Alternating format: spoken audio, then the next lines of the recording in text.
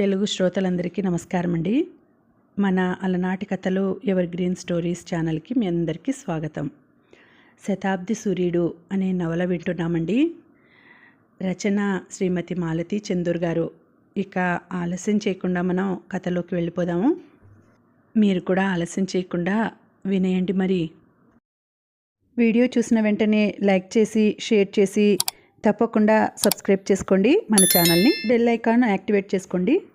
ఆవిడ పద్మని ఆపాద మస్తకం పరిశీలనగా చూసి, నీ కూతుర్ని నా కొడుక్కి చేసుకుంటే మనం దగ్గర అవుతాం. మావాడు ఎంబీబీఎస్ ఆఖర్లో ఉన్నాడు అంది. కమలకి దేవుడు ఎదుట నిలబడి వరం ప్రసాదించినంత ఆనందంగా ఉంది. ఈ పెళ్లి జరిగితే తన తండ్రి వైపు వారితో మళ్ళీ దగ్గర బాంధవ్యాలు ఏర్పడతాయి. తెగిపోయిన బాంధవ్యాలని మళ్ళీ ముడివేయొచ్చు. అలాగే చాలా సంతోషంగా ఉంది. మాకు పెళ్లి చేయాలనే ఉంది. అబ్బాయిని తీసుకురండి. ఇద్దరూ చూసుకొని నచ్చితే పెళ్లి చేద్దాం. మా వైపు నుంచి అభ్యంతరం ఏం లేదు అంది కమల. 10 రోజుల్లో పెళ్లి కొడుకుని తల్లి తండ్రి వెంట పెట్టుకొచ్చారు. అవి పెళ్లి చూపులు కావు, చుట్టపు చూపులన్నారు. 2 కుటుంబాలని కలిపే బాంధవ్యపు చూపులన్నారు. ఎన్ని పేర్లతో పిలిచినా అబ్బాయి అమ్మాయిని చూడటానికి వచ్చాడు కాబట్టి అవి పెళ్లి చూపులే కనుక అట్టహాసంగా పలహారాలు తయారు చేసింది సూరమ్మగారు. పద్మ మామూలుగా కాలేజీకి వెళ్ళే సాదా చీరతోనే ఉంది. వాళ్ళకి ఎదురెళ్ళి ఆహ్వానించింది. ఆ సమయానికి సత్యం కూడా ఇంట్లోనే ఉన్నాడు. పద్మ నాన్నగారు. కమల పరిచయం చేసింది సత్యాన్ని. ఈయన ఇక్కడే ఉంటాడా? వర్ధనమ్మగారు అడిగారు. మా నాన్న మాతో ఉండక ఇంకెక్కడుంటాడు? పద్మ ఫెడీల్మని చెంపదెబ్బ కొట్టినట్లు జవాబిచ్చింది. కమల తెల్లబోయింది. పద్మ రూడ్గా ఎప్పుడూ మాట్లాడలేదే, ఎందుకిలా అంటోంది అని కమలకి అర్థం కాలేదు. పెళ్ళికొడుకు చూపులకి బాగానే ఉన్నాడు. మరో ఏడాదిలో ప్రాక్టీస్ పెట్టవచ్చు. అన్నీ బాగానే ఉన్నాయి. వెదకపోయిన తీగలాగా పెళ్ళికొడుకు వెతుక్కుంటూ వచ్చాడు. ఈ పెళ్ళైతే తన భారం తీరిపోతుంది అనుకుంది కమల సగటు తల్లిలా. మా అబ్బాయికి పిల్ల నచ్చింది, అమ్మాయిని అడిగి అంటూ వర్ధనమ్మ లేచారు. నన్ను విడిగా అడగక్కర్లేదు. మీ అబ్బాయి నాకు నచ్చలేదు. నాకు ఈ పెళ్ళి ఇష్టం లేదు. పద్మ స్పష్టంగా ఒక్కొక్క మాట ఒత్తి పలికింది. పక్కన బాంబు పేలినంత పనైంది. ఎక్కడి వాళ్ళక్కడ మాట పడిపోయినట్లు స్థానువుల్లా నిల్చుండిపోయారు. వాళ్ళు వెళ్ళిపోయాక ఇంట్లో పెద్ద గాలి దుమారం. పద్మా, నిన్నెప్పుడు నేను తిట్టలేదు, కొట్టలేదు. ఇవాళ నువ్వు చేసిన పనికి తల ఎత్తుకోలేకుండా ఉన్నాను. నీకు ఇష్టం లేకపోతే వాళ్ళు వెళ్ళాక చెప్పొచ్చుగా. వాళ్ళు మన ఇంటి చుట్టూ తిరగడం నాకు ఇష్టం లేదు. వాడు పరమ పోకిరి, చండాలుడు. విశాఖపట్నంలో ఏ వీధిలో చూసినా వీడే. బస్టాప్లో బీటు కాస్తుంటాడు. ఆడపిల్లల కోసం కాచుకొని ఉంటాడు అంది పద్మ. నీకు తెలుసా? వీణ్ణి తెలియని ఆడపిల్లలుండరు. నర్సులు, కాలేజీ స్టూడెంట్స్ ఆడపిల్లలు వెంటబడే పోకిరి అంది. అదేమిటే ఆ మాట? పోకిరా? నేనెప్పుడు వినలేదు. పోకిరి మా ఫ్రెండ్స్ అంతా అంటుంటారు. వీధిలో చెత్త కాగితాలు ఏరుకుంటారే అలాంటి వాడని. 7 ఏళ్లైనా ఇంకా ఎంబీబీఎస్ పూర్తి చేయలేదు. ఎంతమంది చేత చెప్పు దెబ్బలు తిన్నాడో లెక్కే లేదు. అలాంటి వాడికి తగుదనమ్మా అని ఈవిడగారు పెళ్లి కూతుళ్ళని వెతుకుతూ ఉంది. ఎక్కడా పెళ్లిగాక చుట్టరికాలు తిరిగేసుకుంటూ వచ్చింది. సిగ్గు లేకపోతే సరి. పద్మ కోపంతో ఊగిపోయింది. కమలకి కరెంట్ షాక్ కొట్టినట్లయింది. ఏం మనుషులు స్వార్థం కోసం ఎంత దిగజారిపోగలరో. కొడుకు కోసం మరో ఆడపిల్ల గొంతు కోయటానికి ఈ తల్లులెప్పుడూ సిద్ధమే. ఆడవాళ్లే ఆడపిల్లల గొంతులు కోస్తున్నారు. అమ్మమ్మకి ఈ వర్ధనమ్మ గారికి మధ్య తేడా లేదు. 25 ఏళ్ల క్రితం స్వార్థం ఎలా ఉందో ఇప్పుడు అంతే అనుకుంది కమల. ఆ తర్వాత పద్మకి 3-4 సంబంధాలు చూశారు. అందులో ఒకటి ఇంజనీరు. పిల్లవాడు చాలా బాగున్నాడు. పద్మ కూడా ఇష్టపడింది. అయితే వాళ్ళు 20,000 కట్నం కావాలన్నారు. అది విని పద్మ నేను చస్తే ఆ సంబంధం చేసుకోనంది. కమలకి వాళ్ళడిగిన కట్నం ఇచ్చి ఆ సంబంధం చేయాలని ఉంది. అన్నదమ్ములు, అక్క చెల్లెళ్ళు, పెద్ద సంసారం. అలాంటి ఇంట్లో పడితే పద్మకి ఆప్యాయత, అనురాగం, బంధుప్రేమ తెలుస్తాయని అనుకుంది. ఆ 3వ రోజు సాయంత్రం వేళ పెళ్ళికొడుకు ఒంటరిగా తమ ఇంటికొచ్చాడు. పద్మ ఇంట్లో లేదు. కమల ముందు గదిలో కూర్చొని పేపర్ చూస్తోంది. మే ఐ కమిన్ అని అతను చాలా మృదువుగా గుమ్మంలో నుంచి అడిగేసరికి కమల ఉలిక్కి పడింది. పెళ్ళికొడుకు ఒంటరిగా రావటం ఎక్కడా వినలేదు. చేసుకోబోయే అమ్మాయిని కలుసుకుందామని అమ్మాయితో విడిగా మాట్లాడదామని అడిగే పెళ్ళికొడుకుల్ని చూసింది, కానీ ఇలా సరాసరి వచ్చిన పెళ్ళికొడుకుని చూడలేదు. రండి అంటూ లేచింది. నేను ఇలా రావటం ట్రెడిషన్కి వ్యతిరేకం, అది పద్ధతి కాదు అని తెలుసు. మీతో చెప్పి కన్విన్స్ చేద్దామని వచ్చాను. మీ పద్మ నాకు నచ్చింది అన్నాడు చాలా మామూలుగా. కమలకి ఏం సమాధానం చెప్పాలో తెలియలేదు. నేను ముక్కుకి సూటిగా పోయేవాడిని. ఉన్నది ఉన్నట్లు చెబుతాను. నాకు కట్నం తీసుకోవటం ఇష్టం లేదు, కానీ ఈ డబ్బుతోనే మా చెల్లెలకి పెళ్లి చేయాలి, అందుకే అడిగాము అన్నాడు. కమల గుడ్లప్పగించి చూస్తూ కూర్చుంది. మాది పెద్ద కుటుంబం, 2 చెల్లెళ్ళకి పెళ్ళయింది, ఇది 3వది. దీనికి కట్నం ఇస్తే అది పెట్టి వాళ్ళ చెల్లికి పెళ్లి చేస్తారట. ఇదొక విషవలయం, దీన్ని బ్రేక్ చేసే శక్తి ఎవరికీ లేదు అన్నాడతను. కట్నం ఇవ్వటానికి మాకు అభ్యంతరం లేదు, పద్మ ఒప్పుకోవటం లేదు. ముందు మీరు నమ్మితే తర్వాత పద్మని కన్విన్స్ చేస్తాను. డబ్బాశతో నేను ఈ కట్నం అడగటం లేదు, మాకు దారి లేక అడిగాము. నాన్నగారు దేశ సేవలో చాలా పోగొట్టుకున్నారు, పెద్ద ఆస్తిపాస్తులు లేవు. నాకు అర్థమవుతోంది అంది కమల సానుభూతితో. ఇది తాత్కాలికంగా తీసుకుని డబ్బు అని పద్మకి చెప్పండి, ఈ డబ్బు నేను తీర్చేస్తాను. చచా, అవేం మాటలు, ఒక్కసారి ఇచ్చాక వెనక్కి తీసుకుంటామా? మీ తరం అలా ఆలోచిస్తుంది. కట్నం అంటే మగవాడు అమ్ముడు పోవడం అని మాత్రం అనుకుంటున్నది. వరకట్న దురాచారం గురించి నేను చాలాసార్లు ఉపన్యాసాలు ఇచ్చాను, కానీ అమలులో పెట్టలేకపోతున్నాను. కాదు, కట్నం పుచ్చుకోను అని మొండికేసి ఈ పెళ్లి చేసుకుంటానే అనుకోండి, మా చెల్లిని చూసినప్పుడల్లా నా మనసులో ముళ్ళు గుచ్చుకుంటుంది. అది మంచిదా, ఇది మంచిదా? ఎంతో మదనపడి మీ దగ్గరకు వచ్చాను అన్నాడతను. ఈ పెళ్లి కొడుకుని చూస్తే కమలకి చాలా ఇష్టంగా ఉంది. ఇతను అల్లుడుగా వస్తే పద్మ సుఖపడుతుంది. పోనీ పద్మకి తెలియకుండా రహస్యంగా పుచ్చుకోండి, ఇవ్వటానికి మేము సిద్ధంగా ఉన్నాం. మా పెళ్ళి అబద్ధాల మీద నిలబెట్టదలుచుకోలేదు. నా పరిస్థితి పద్మకి వివరించి చెబుతాను. పద్మ చదువుకుంది, తెలివైంది, నన్ను అర్థం చేసుకుంటుందని నమ్ముతున్నాను. పద్మని కలుసుకొని మాట్లాడితే మీకు అభ్యంతరం లేదుగా అడిగాడు.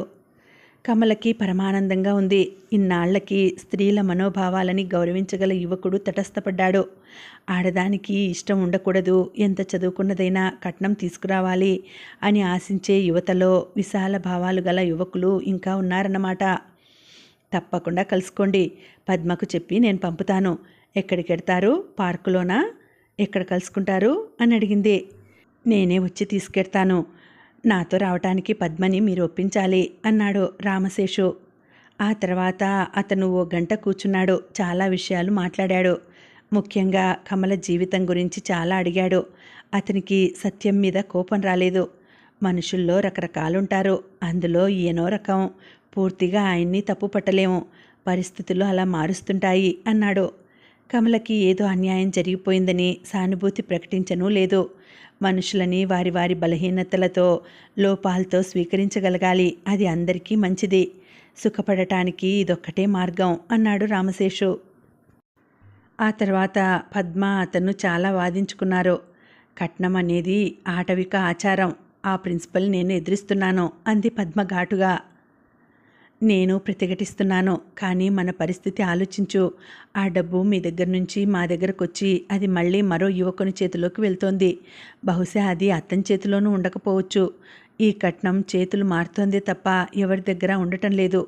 అంచేత డబ్బు ఆశ అనే మాట వాడటం న్యాయం కాదు అన్నాడు. పద్మ కౌంటర్ ప్రతిపాదన చేయలేకపోయింది. ప్రతి మనిషికి ప్రిన్సిపల్స్ ఉండాలి, అయితే అవి జీవితాన్ని మింగేయకూడదు. మనిషి అదుపులో ఉండాలి. ప్రిన్సిపల్స్ తలపైన ఎక్కి అతన్ని మూర్ఖుణ్ణి చేయకూడదు. ఇంతకీ మీరంటున్నదేమిటి? మా నాన్న చూసిన 2 సంబంధాలలో నిశ్చయం నా ఛాయిస్కు వదిలాడో. వాళ్ళు 20,000 ఇస్తారట. ఆ అమ్మాయికి మీలాగా ప్రిన్సిపల్స్ గొడవలేదు. నాకు మీరు నచ్చారు, మిమ్మల్ని లైఫ్ పార్ట్నర్గా చేసుకోవాలని ఉంది. మీ ఫ్యామిలీ బ్యాక్గ్రౌండ్ విన్నాక మరీ ఇష్టం కలిగింది. ఈ 20,000 మనల్ని దూరం చేయకూడదు అన్నాడు రామశేషు. కట్నం ఇవ్వటానికి ఒప్పుకోవాలంటారు. అది అప్పు అనుకోండి, 2 ఏళ్లలో ఈ డబ్బు తీర్చేస్తాను. ఎట్లా అడిగింది పద్మ. నాకు ఉద్యోగం ఉందిగా, పొదుపుగా ఇద్దరం ఉందాం. నేను ఉద్యోగం చేయకూడదా? ఎవరన్నారు? ఉద్యోగం చేయండి. ఆ జీతం మీ ఇష్టం, దాంతో నాకు సంబంధం లేదు.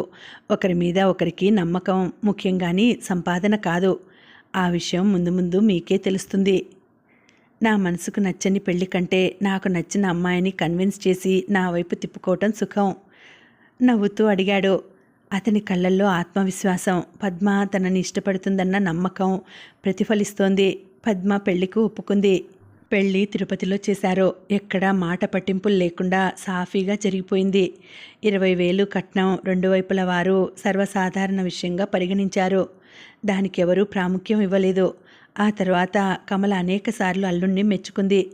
ఆనాడు అతను అంత చొరవ చూపించకపోతే పద్మ బంగారం వంటి వ్యక్తిని పోగొట్టుకుని ఉండేది. కొడుకు కంటే ఎక్కువైన అల్లుడు దొరికి ఉండేవాడు కాదు అనుకునేది. 2 ఏళ్లలో రామశేషు 20,000 కూడబెట్టి పద్మ చేతిలో పెట్టాడు. అప్పటికి పద్మ కడుపుతో ఉంది. 5వ నెల. నేనేం చేసుకోను, నాకెందుకు అడిగింది పద్మ. ఆ రోజున ప్రామిస్ చేశాను, జ్ఞాపకం ఉందా? అది అప్పుగా తీసుకున్నాను అని కూడా చెప్పాను. ఆ అప్పు తీర్చేస్తున్నా. నాకొద్దు, ఈ డబ్బు నాకు అవసరం లేదు అంది పద్మ. చూసావా మన విలువలు, ప్రిన్సిపల్స్ ఎలా మారిపోతాయో. 2 ఏళ్ల క్రితం ఈ 20 నీకో పెద్ద విషయంగా కనిపించాయి. ఈరోజు వాటికి ప్రాముఖ్యత లేదు. వీటికి బేస్ ట్రస్ట్. భార్యాభర్తలకి ఒకరి మీద ఒకరికి పరిపూర్ణమైన విశ్వాసం ఉండాలి అన్నాడు రామశేషు. అయితే పద్మ అటువంటి బ్యాక్గ్రౌండ్ నుంచి రాలేదు. తన తల్లికి తనకి తప్ప ఆ ఇంట్లో ఒకరి మీద మరొకరికి నమ్మకం లేదు. అమ్మమ్మ అబద్ధం చెప్పి అమ్మకు పెళ్లి చేసింది. బుల్లి తాతయ్య దొంగతనంగా పెళ్లి చేసుకున్నాడు. అందరూ నిజాలు దాచేవారే, డొంక తిరుగుడుగా మాట్లాడేవారే. పద్మ పెళ్ళయ్యాక ఆ ఇంట్లో కొత్త వాతావరణం ఏర్పడింది. రామశేషు శని ఆదివారాలకి తప్పకుండా వచ్చేవాడు. పద్మ కాలేజీలో పని చేస్తూనే ఉంది.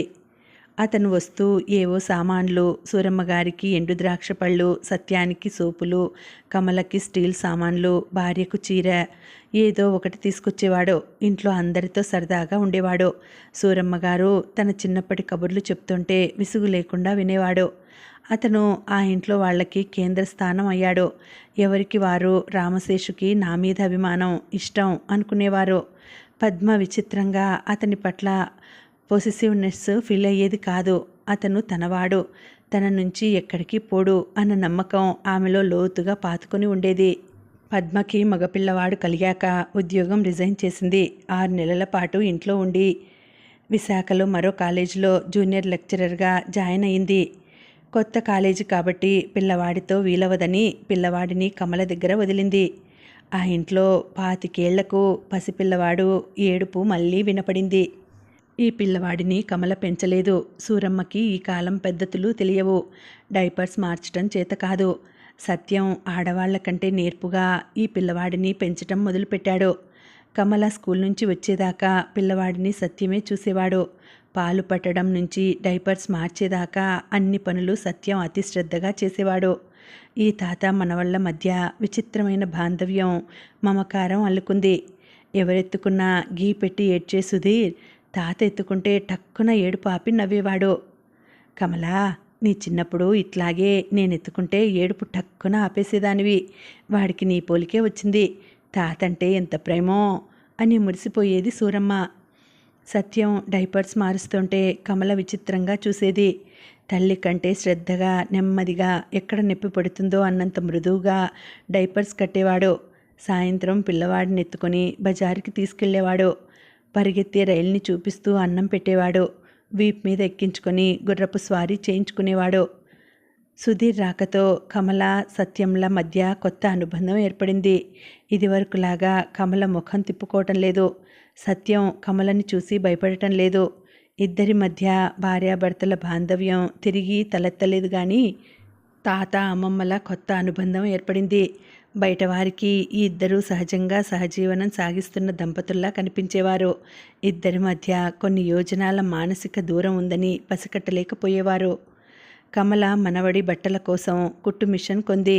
కొనడం అయితే కమల కొంది, కానీ సత్యం అతి చాకిచక్యంగా డ్రెస్సులు కత్తిరించి కుట్టేవాడు. నీకు కటింగ్స్ వచ్చా? ఎప్పుడు నేర్చుకున్నావు? అడిగింది ఆశ్చర్యంగా కమల. కొన్నాళ్ళు మిషన్ కొట్లో పనిచేశాను. నువ్వా? ఏం ఆశ్చర్యంగా ఉందా? టైలర్ దగ్గర అసిస్టెంటుగా ఉన్నాను నెమ్మదిగా చెప్పాడు సత్యం. ఈ మనిషి గత జీవితం ఏమిటి? 50 ఏళ్ల పాటు ఎలా గడిపాడు? ఎన్ని కష్టాలు, అవమానాలు పడ్డాడు? ఎవరూ అడిగిన పాపాన పోలేదు. ఆఖరికి అమ్మమ్మ కూడా ఆస్తి తగలేశాడని, తిండి లేక మాడిపోతున్నాడని తిట్టిందే తప్ప ఒక్క రోజున కూడా అతను ఎటువంటి బాధలు పడ్డాడో అడగలేదు. తను అడిగిందా? పోనీ పద్మ అయినా తండ్రి గత జీవితం గురించి తెలుసుకోవడానికి ప్రయత్నించిందా? కమలకెందుకో కన్నీళ్లు తిరిగాయి. ఏళ్ల తరబడి ఒక మనిషి ఎదురుగా ఉన్నప్పుడు అతన్ని రక్తమాంసాలు, హృదయం, అనుభూతులు ఉన్న మనిషిగా పరిగణించలేదు. కడుపుకి ఇంత తిండి పడేస్తే చాలు అన్న దృష్టితో చూసిందే తప్ప అతన్ని మనిషిగా చూడలేదు. చాలా బాధలు పడ్డావా? కమలకి తెలియకుండానే ఆమె నోటి నుంచి ప్రశ్న వెలువడింది. తిరస్కారాలు, అవమానాలు, ఆకలి మామూలైపోయాయి. అవి బాధలా? ఏమో నాకు తెలియదు. కడుపులో నిప్పు లాంటి ఆకలి ఉంటే అవమానాలు ఏపాటి అన్నాడు తాత్వికవేత్తలా. ఎందుకలా అయింది? నాకు తెలియదు. అలా జరిగింది అంతే. ఒక్కటి మటుకు నేర్చుకున్నాను. కష్టాలు నాకు ఒక పాఠం గట్టిగా నేర్పాయి. ఏమిటి? నీ బాధలు, అనుభవాలు ఎవరితోనూ చెప్పుకోకు. సానుభూతి చూపించరు. పిచ్చి కుక్కని తరిమినట్లు రాళ్లతో కొట్టి తరుముతారు అని జీవితం నాకు పాఠం నేర్పింది. కమలకి ఏం మాట్లాడాలో తెలియలేదు. నిశ్శబ్దంగా ఉండిపోయింది. నీతో చాలా రోజులుగా ఒక విషయం చెబుదామనుకుంటున్నాను. అవకాశం దొరక్క ఊరుకున్నాను. ఏమిటి? కమల మనసులో భయం. ఆ రోజు నీ గదిలోకి వచ్చాను. వచ్చి ఉండకూడదు. క్షమించమని అడగాలని చాలాసార్లు ప్రయత్నించాను. అవకాశం దొరకలేదు. ఇంకెప్పుడు రాను అన్నాడు సత్యం. ఆ విషయం మర్చిపో అంది కమల. అక్కడి నుంచి లేచి గదిలోకి వెళ్ళి గుండెలు పగిలేలా ఏడ్చింది. ఎందుకు ఏడ్చుతున్నదో ఆమెకే తెలియదు. ఈ కుటుంబంలో పుట్టి అల్లారు ముద్దుగా పెరిగిన ఈ మనిషి జీవితం ఎందుకిలా అయింది? చదువు లేకపోవడం వలన? చదువులేని వాళ్ళు కూలీ నాలి చేసుకు బ్రతకటం లేదా? ఎందుకిలా అయింది? తెలిసి ఆలోచించగల శక్తి అన్నీ ఉన్న ఈ మనిషి ఎవరికీ అక్కర్లేకపోయాడు. ఎందుకిలా జరిగింది? కమల తరచి తరచి ప్రశ్నించింది. కర్మ, తలరాత అని జవాబు చెప్పుకొని తృప్తిపడింది. తరతరాలుగా జీర్ణించుకుపోయిన కర్మ సిద్ధాంతాన్ని ఆసరాగా పట్టుకుంది. సుధీర్కి 3 ఏళ్ళొచ్చాయి. పద్మకి నెల తప్పింది. వేవిళ్ళు. కాలేజీకి లాంగ్ లీవ్ పెట్టి పుట్టింటికి వచ్చింది. సూరమ్మగారు ఒకటే హడావిడి. చింతకాయ పచ్చడి చేసి పెట్టనా? నీకేం కావాలో చెప్పు, వండి పెడతాను. రోజు కుంకుమ పువ్వు పాలల్లో కలిపి రాత్రిళ్ళు బలవంతాన తాగించేది. కుంకుమ పువ్వు తీసుకుంటే కడుపులో బిడ్డ తెల్లగా రంగుతో పుడుతుందట. పద్మ నవ్వేది. మమ్మీ తెలుపు, నాన్న తెలుపు, రామశేషు తెలుపు, నేను తెలుపు. మాకు నల్లపిల్లలు ఎలా పుడతారో? మా జీన్స్ తెల్లవి అంటుండేది. పద్మ, నీకు ఈసారి ఆడపిల్ల పుట్టాలి అనేది కమల. కాదు, మగపిల్లవాడే పుట్టాలి. ప్రతి తల్లికి 5 కొడుకులు ఉండాలి అని సూరమ్మగారు బోసినోటితో పళ్ళ చిగుళ్ళు నములుతూ అనేది. పళ్ళన్నీ ఊడిపోయాయి. ఆమె కట్టించుకోనంది. చిగుళ్ళు దురదలో పళ్ళు ఊడిన ఖాళీలు పూరించడానికో తెలియదు కానీ ఎప్పుడూ దవడలు ఆడుతూనే ఉండేవి. అమ్మమ్మ, 5 లెక్కేమిటి? పంచపాండవులకి ఈ లెక్కకి సంబంధం ఉందా?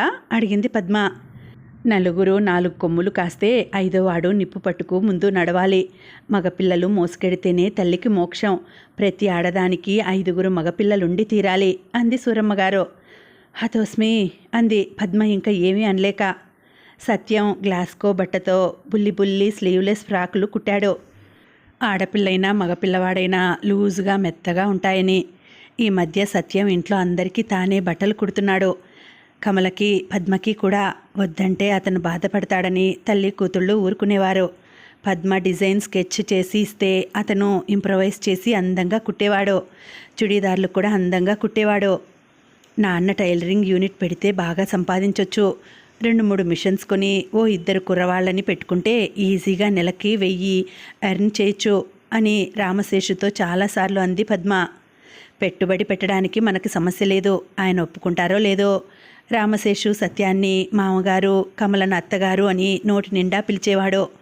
సూరమ్మని మా అమ్మగారు అని పిలిచేవాడు. అతను ఇంత మర్యాదగా అందరినీ పిలుస్తుంటే పద్మ మొగుణ్ణి పేరు పెట్టి రామశేషు, రాము అని పిలవటం సూరమ్మగారికి అఘాయిత్యంగా అనిపించేది. మొగుణ్ణి పేరు పెట్టి పిలిస్తే ఆయుష్హీనం. అలా పిలవకూడదమ్మా. పద్మ పెళ్ళైన మొదట్లో బుద్ధులు చెప్పబోయింది. మరి నీ మొగుడు ఎందుకు పోయాడు? నువ్వు పేరు పెట్టి పిలవలేదుగా అడిగింది టకీమని పద్మ. అప్పుడే ఆవిడ నోరు మూసుకుంది. ఈ కాలం పిల్లలతో మాట్లాడలేమని. తండ్రికి సలహా ఇచ్చింది పద్మ, టైలరింగ్ మార్ట్ ఓపెన్ చేయమని. వద్దు అన్నాడు సత్యం 2 మాటల్లో. ఎందుకు అని కారణం అడగలేదు పద్మ.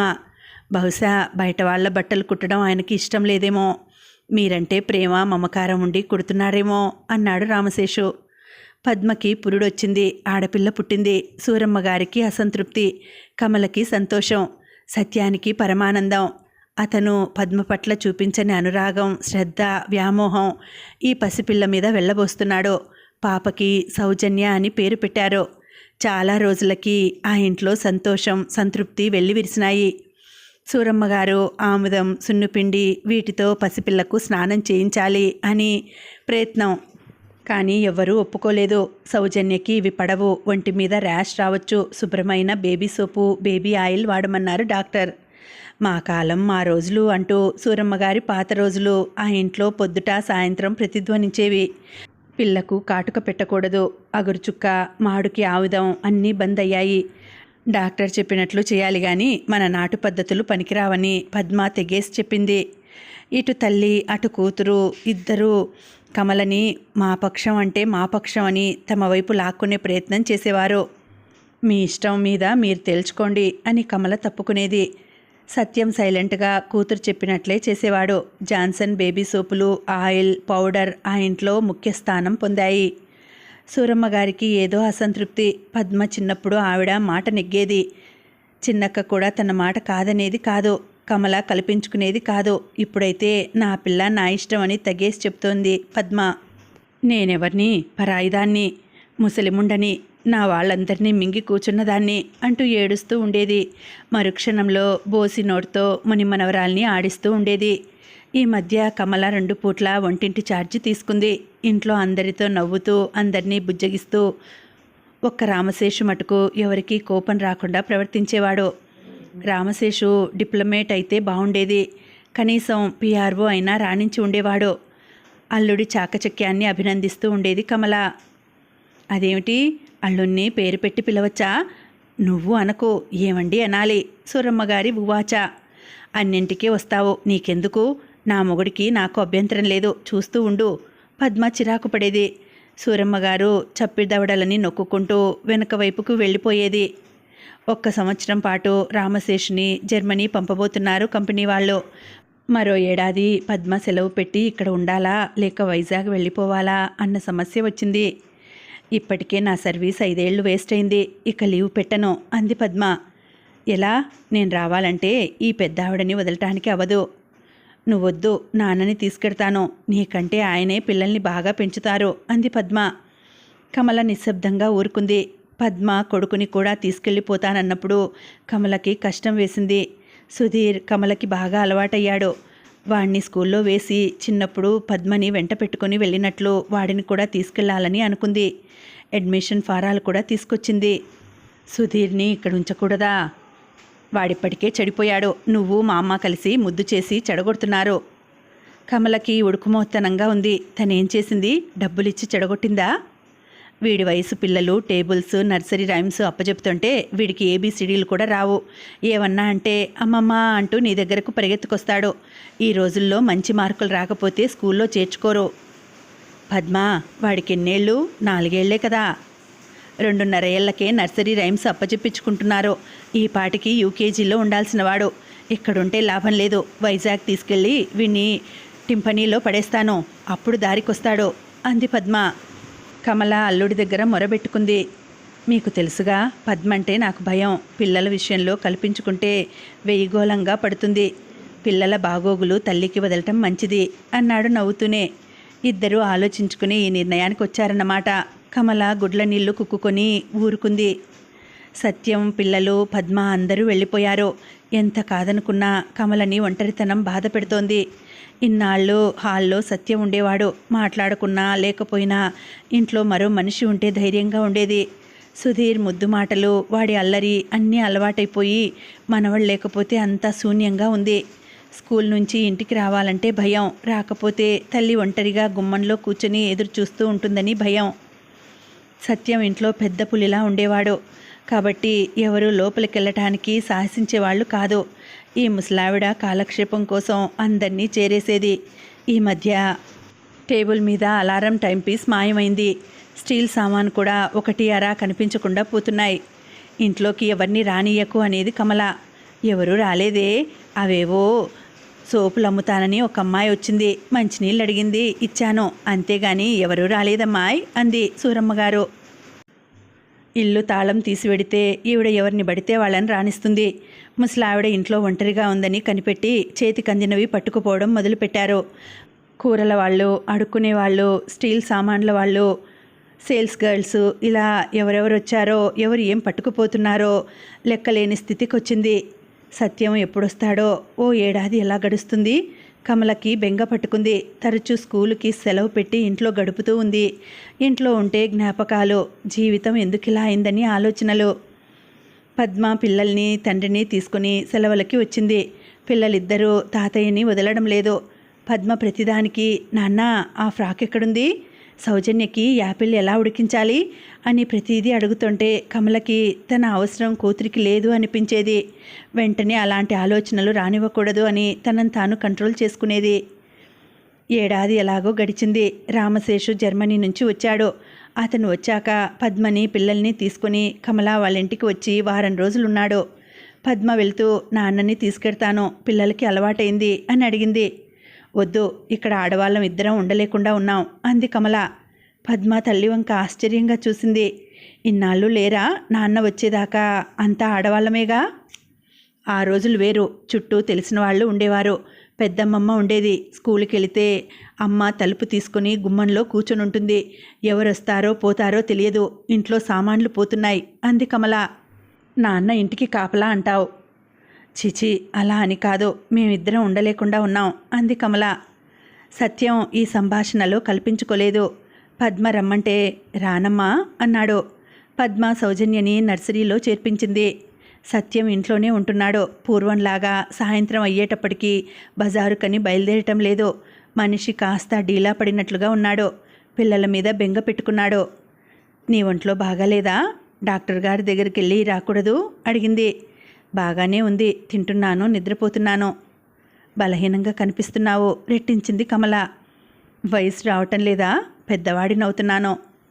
పోనీ పిల్లల దగ్గర బాగుంటే అక్కడే ఉండు, పద్మకి రాస్తాను. నాకిక్కడే బాగుంది. ఎవరి పిల్లల్ని వాళ్ళు చూసుకోవాలి. మన ప్రేమలు పెంపకాలు తాత్కాలికం అన్నాడు సత్యం. కమల ఎంత చెప్పినా అతను డాక్టర్ దగ్గరకు వెళ్ళలేదు. బలవంతం మీద రోజు రాత్రిళ్ళు హార్లిక్స్ తాగుతున్నాడు. హాల్లో సూరమ్మగారు సత్యం చెరో మంచం మీద పడుకుంటారు. కమల ఎప్పట్లాగా గదిలో లోపల గడియ పెట్టుకుని పడుకుంటోంది. కమలకి మరో 3 ఏళ్ళు సర్వీస్ ఉంది. రిటైర్ అయిపోయి ప్రశాంతంగా రెస్ట్ తీసుకోవాలని అనుకుంటున్నది. కమల ఒంటరిగా ఉన్నప్పుడు, ముఖ్యంగా రాత్రివేళ తండ్రి గురించి పద్మ చెప్పిన విషయాలు పదే పదే జ్ఞాపకం చేసుకునేది.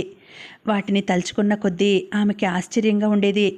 ఈ సత్యం తనకి తెలియని కొత్త మనిషి, అపరిచితుడు, పరాయివాడు అనిపించేది. మమ్మీ, నాన్నకి విశాఖపట్నంలో చాలామంది తెలుసు. రోజు 5గురన్నా వచ్చేవాళ్ళు. స్నేహితులా? కాదనుకుంటా. ఈ పని కావాలి, ఆ పని చేసి పెట్టండి అని వచ్చేవాళ్ళు. నాన్న యూనివర్సిటీలో చాలామందికి పనులు చేసి పెట్టారట. కమల వింటోంది. ఎస్ఎస్సి మార్కులు, బిఏ వాళ్ళ మార్కులు యూనివర్సిటీకి వచ్చి పనులు చేసేవారట. అందుకనే చీటికి మాటికి 10 రోజులు కనిపించకుండా వెళ్తుండేవాడు అంది కమల. పెన్షన్ పేపర్స్ నాన్న వచ్చి కదిలించేవారట. ఫ్రీడమ్ ఫైటర్స్ కూడా రోజు ఎవరో ఒకరు మా అబ్బాయికి ఉద్యోగం ఇప్పించారు, మీ నాన్నగారి చలవ వల్లే మావాడు పాస్ అయ్యాడు అంటూ చెప్పేవారు. యూనివర్సిటీలో సీటు అంటే నాన్ననే పట్టుకోవాలిట అంది పద్మ. ఇన్ని తెలిసి ఇంతమందికి ఇన్ని విధాలా హెల్ప్ చేసిన మనిషి తనకేం చేసుకోలేకపోయాడు. ఎందుకని, ఎందుచేత? ఇది తెగని ప్రశ్నగా ఉండేది కమలకి. ఆ రాత్రి ఎప్పటిలాగా అందరూ పడుకున్నారు. 3 మామూలుగా భోంచేశారు. సత్యానికి హార్లిక్స్ కలిపి పక్క స్టూల్ మీద పెట్టింది కమల. డాక్టరు రాత్రిళ్ళు వేడిగా తాగమని చెప్పాడు. అతను పడుకునే ముందు తాగుతాడు. చల్లారిందన్న పట్టింపు లేదు సత్యానికి. తెల్లవారగట్ల సూరమ్మగారు లేచి పడుతూ లేస్తూ ఇంటి పనులు చేస్తూ ఉంది. కమల లేచి కాఫీ కలుపుతూ ఉంది. సత్యం ఇంకా లేవలేదు. అమ్మా, సత్యాన్ని లేపవే, కాఫీ చల్లారిపోతుంది, లేచి పళ్ళు తోముకోమను వంటింట్లోంచి చెబుతూ ఉంది. అదేమిటి, రాత్రి హార్లిక్స్ తాగలేదా? ఏరా సత్యం, హార్లిక్స్ తాగలేదేంటి? కప్పుకున్న దుప్పటి లాగి అడిగింది. అప్పటికే అతని దేహం చల్లబడి కట్టెలా బిగుసుకుపోయింది. సూరమ్మగారి కేకలు విని కమల హాల్లోకి పరిగెత్తుకొచ్చి ముట్టుకు చూసింది. కర్రలా బిగుసుకుని ఉన్నాయి చేతులు. తల అటు ఇటు కదిలించబోయింది. రాయిలా బిగుసుకుని ఉంది. కమల పరుగు పరుగున డాక్టర్ గారిని తీసుకొచ్చింది. ఆయన చూసి, రాత్రి నిద్రలో పోయి ఉంటాడో, మ్యాసివ్ హార్ట్అటాక్ అన్నాడు.